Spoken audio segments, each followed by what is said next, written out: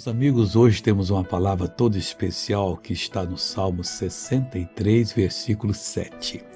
Aqui o salmista diz o seguinte para o Senhor Deus, o salmista é o rei Davi: porque tu tens sido o meu auxílio. Ele sabia que ele não era tão forte, tão esperto e tão guerreiro quanto se mostrava ser, mas aquilo ali era a ajuda de Deus. A mesma coisa a pessoa que é um empresário, que tira uma boa nota na prova, a pessoa que tem um lar feliz, filhos abençoados.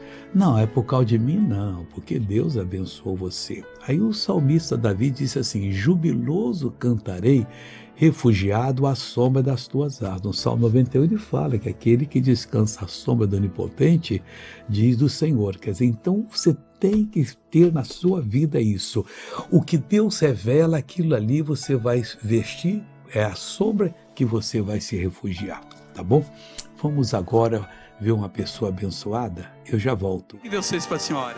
Ele me curou minha perna O agora. que você tinha na perna? Amolecia as pernas, não andava seguro com a mão dos outros.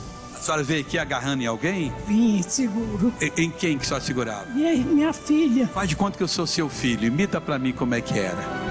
ela me Para a senhora andar. segurava assim. Isso, vai. E eu andava assim. Assim. É, Cadê a filha dela? Vem cá, filha. Vem cá. Isso é verdade que ela está falando? Verdade. Como é que vocês andavam? Mostra para mim aqui agora. Ela não andava. Você ia puxando ela assim? pessoas, Hein? duas pessoas. Tinha que ser duas?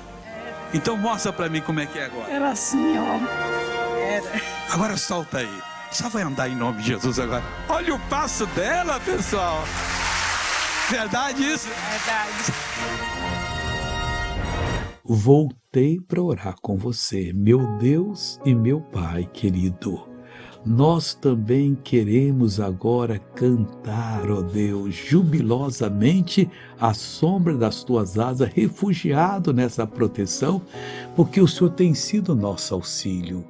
Pai, obrigado por tudo, e eu protejo essa pessoa em nome de Jesus. E você diz amém.